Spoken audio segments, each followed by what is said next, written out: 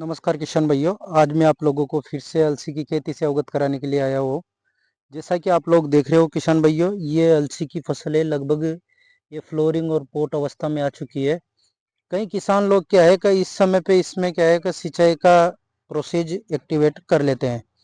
तो किसान भाइयों, मैं आप लोगों को बताना चाहूँगा, ये एक औषधीय पौधा है जिसका औषधि के रूप में भी काम लिया जाता है, और उसके साथ साथ में इसके अंदर ऑयल की मात्रा जो निकलते है उसको खाने के लिए भी प्रयोग में लिया जाता है। इसके साथ साथ में हम चर्चा करेंगे कि इसमें कौन कौन सी मुख्य समस्याएं आती है जिनकी वजह से किसान ज़्यादा चिंतित रहते हैं। और यह एक ऐसी फसल है जिसको कोई भी प्रकार के जंगली जानवर वगैरह, जैसे हिरन वगैरह या नीलगाय वगैरह, ये चीज़ें भी इसको प्रभावित नहीं करती है। ऐसी फसल है ये। तो सभी किसान भाइयों को मैं बताना चाहूँगा, बने रहिए वीडियो में एंड तक। मैं मोहित कुमार सुमन, जो आज आप लोगों को फिर से अलसी की खेती से परिचित कराने के लिए लाया हुआ हूँ। आप देख सकते हो अभी इस अलसी की फसल के अंदर फ्लोरिंग का टाइम बिल्कुल चालू हो चुका है। और इसके अंदर सबसे मेन चीज होती है किसान भाइयों का, कई प्रकार की मौसमी बीमारियों का भी अटैक इसके ऊपर देखने को मिलता है। जी हाँ दोस्तों, तो मैं आप लोगों को बताना चाहूँगा कि अगर आप इसके अंदर सिंचाई कर रहे हो तो सिंचाई के साथ में सल्फर का प्रयोग करना बिल्कुल भी ना भूलें। क्योंकि क्या है, ये तेल वाली फसल है, इसके अंदर सल्फर की बहुत महत्वपूर्ण भूमिका मानी जाती है। जब तक तेल वाली फसल के अंदर सल्फर भूमि के अंदर नहीं जाएगा, तब तक इसके अंदर तेल की प्रचुर मात्रा जो देखने को मिलनी चाहिए वो नहीं मिल पाएगी। आप लोगों को बताना चाहूंगा, इसके अंदर इस प्रकार की समस्याएं भी काफी देखने को मिलती है। ये देख सकते हो आप, ये पूरा पौधा पीला रंग लिए हुए है। अब बात करते हैं इसके साथ साथ में इसका नियंत्रण कैसे कर सकते हैं। ये आप देख सकते हो, इसमें पोट भी बनना चालू हो चुका है। तो आप लोगों को बताना चाहूंगा किसान भाइयों का, आप लोग जो ये अलसी की फसल देख रहे हो, इसके अंदर किसान ने अभी तक कोई भी प्रकार का खर्च नहीं किया।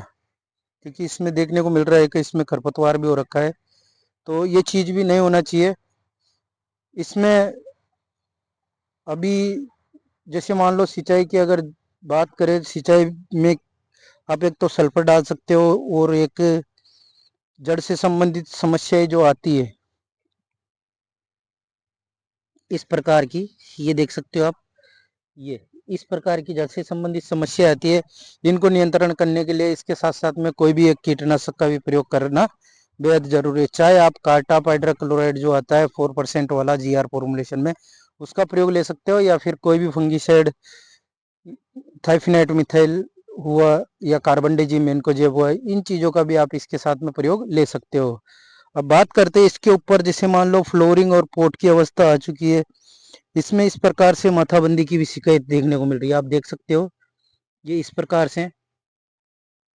तो इसका नियंत्रण कैसे कर सकते हैं हम किसान भाइयों? हम इसके लिए, आप जैसे मान लो आप पानी की सिंचाई भी नहीं कर रहे हो और इसके अंदर सल्फर भी पहुंचाया नहीं पाए, तो आप इसके साथ में आप टेबुकोनाजोल सल्फर जो आता है उसका प्रयोग ले सकते हो। देन उसके साथ में आप कोई भी इंसेक्टिसाइड जरूर मिलाए, जैसे इमिडा क्लोरोपिडा आता है उसका प्रयोग ले सकते हो आप, जो 17.8% आता है। या फिर आप थाइमोथाक्जाम का प्रयोग ले सकते हो जो 25% आता है, उसका भी प्रयोग आप इसके अंदर ले सकते हो। और इसकी अच्छी क्वांटिटी के लिए आप इसके अंदर अगर डालना चाहो जैसे माइक्रोन्यूट्रिएंट के तौर पे, तो आप इसके अंदर अब इस अवस्था में 05234 का प्रयोग आप ले सकते हो। जी हाँ किसान भाइयों, आप अलसी की खेती के अंदर अब इस अवस्था में आप 05234 का प्रयोग करोगे तो बेटर आपको रिजल्ट देखने को मिलेगा। जैसे कि आप लोग देख रहे हो, ये अलसी की खेती किसान ने लगभग 20 बीघा एरिया के अंदर लगाई हुई है। और बात करते हैं इसके बाद में, जैसे मान लो इसके अंदर 25% पोट की अवस्था बन जाएगी, जब दाना बनने की तैयारी हो जाएगी, तो उस समय पे आपको क्या करना है किसान भाइयों, इसके ऊपर एक उस समय का जो वातावरण देख के, क्लाइमेट देख के, और उस हिसाब से इसके ऊपर एक फोलियर स्प्रे और निकालना है।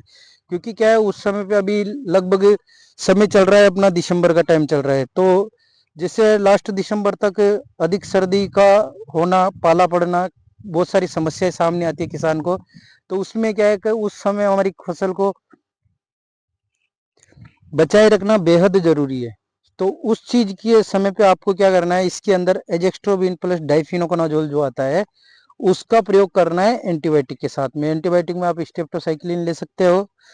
तो और उसके साथ में जैसे मान लो उस समय पे हल्का हल्का माऊ का, एफिड का, इसका भी अटैक रहता ही है, तो उस समय पे भी आप कोई भी नॉर्मली इंसेक्टिसाइड जैसे पिप्रोनिलीमिडा जो 40-40 आता है उसका प्रयोग ले सकते हो, ताकि उस समय पे आपके फसल के जो फल होंगे उनका रस नहीं चूस पाएंगे। तो इस प्रकार से हम अपनी अलसी की फसल की अच्छी उत्पादन ले सकते हैं, बढ़ा सकते हैं।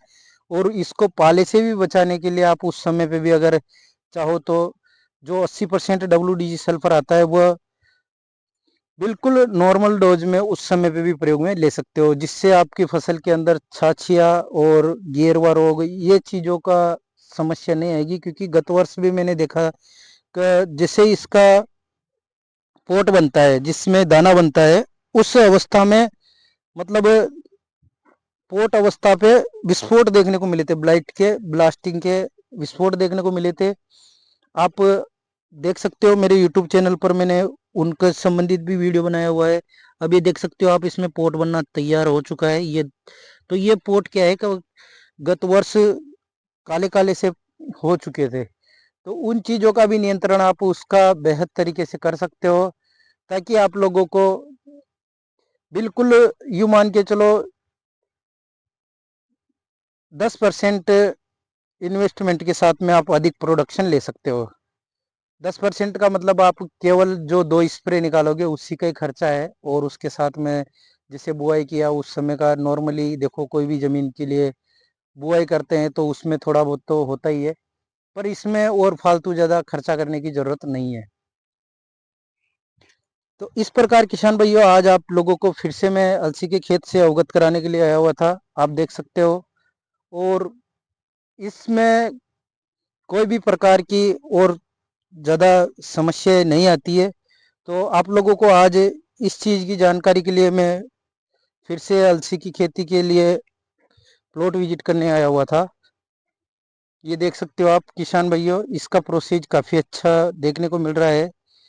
अब इसमें किसान अगर सिंचाई करे तो, अगर आप लोगों ने भी बुआई कर रखी है तो उस चीज़ का ध्यान रखें। ये देख सकते हो आप, इसमें इस प्रकार की पोजीशन अभी देखने को मिल रही है। फ्लोरिंग आ चुकी है, इसमें आना चालू हो चुकी है। लगभग लगभग यूँ मान के चलो ये 20 दिन बाद इसमें फुल फाल से फल बनना हो जाएगा। ये देख सकते हो आप, काफ़ी अच्छा इसका प्रोसेस देखने को मिल रहा है। तो बने रहिए किसान भाइयों। मैं मोहित कुमार सुमन, मेरा यूट्यूब चैनल @मोहित सुमन 2305 के नाम से, जो आप लोगों को हर समय अलग अलग फसलों की संबंधित जानकारी यूट्यूब चैनल के माध्यम से पहुंचाता रहूँगा। धन्यवाद साहब। मेरा मोबाइल नंबर है 9784527713। जय जवान जय किसान।